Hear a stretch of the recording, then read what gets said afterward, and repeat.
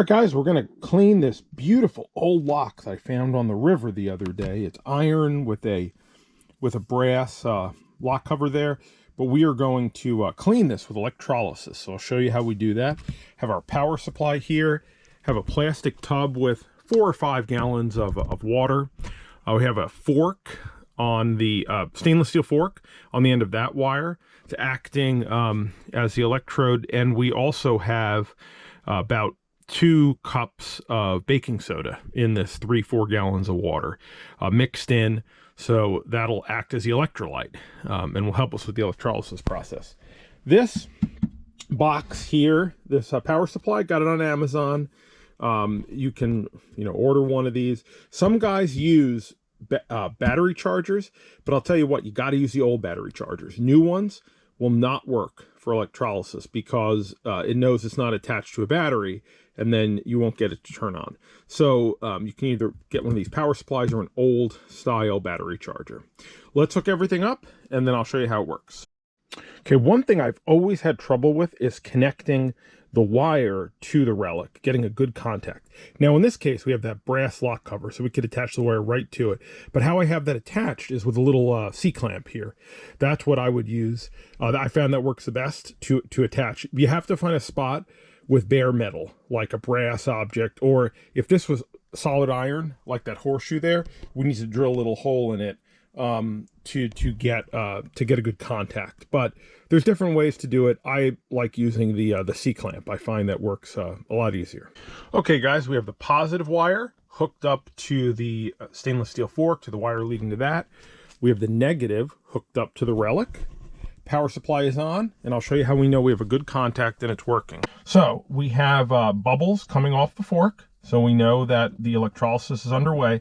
And the most important thing is on the relic, we have bubbles coming up from all different parts of the relic, not just where the wire is connected, but all around the lock. So we know we have a good contact. Electrolysis is ongoing. We'll leave this in there for, I don't know, a day or two, and then we'll take a look and see where we're at. And I'll do that video as well. So you'll see that clip coming up next.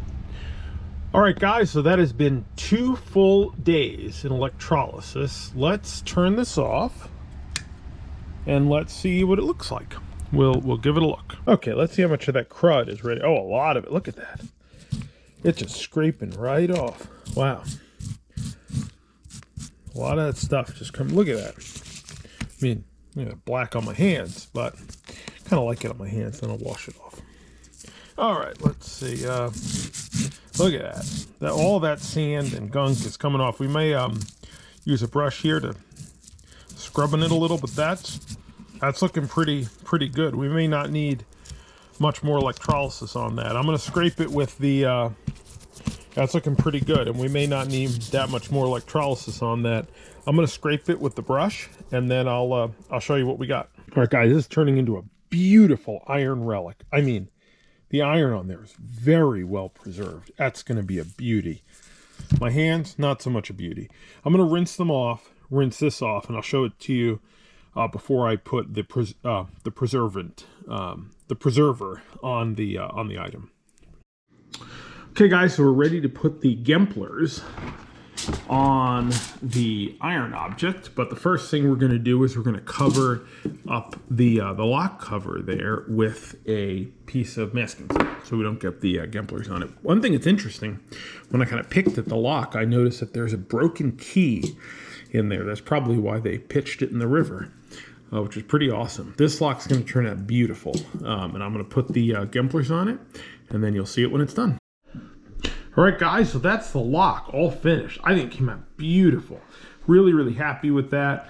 The last thing I did after applying the Gemplers to the lock is I also cleaned the discoloration from the electrolysis off of the lock plate here, and I'll tell you how I did that. So used a little bit of brass wool and some lemon juice. Just dipped the brass wool in the lemon juice and then worked around there, and that got the discoloration from electrolysis off, and then it's a beautiful, beautiful relic. It's going to look really nice in my relic room, and I have this one already in my relic room. This is another lock that I found, I don't know, probably about 5 years ago. Obviously didn't clean the lock cover when I found that. I don't even think I put Gemplers on this. I think that's just how it came out of the muck. It was way down in the muck, so pretty well preserved. But it is getting a little bit of discoloration and rust, so I probably do need to preserve that in Gemplers or something like that, or wax or something. But this is the lock I cleaned this time. Really happy with it, and I hope you guys enjoyed the video.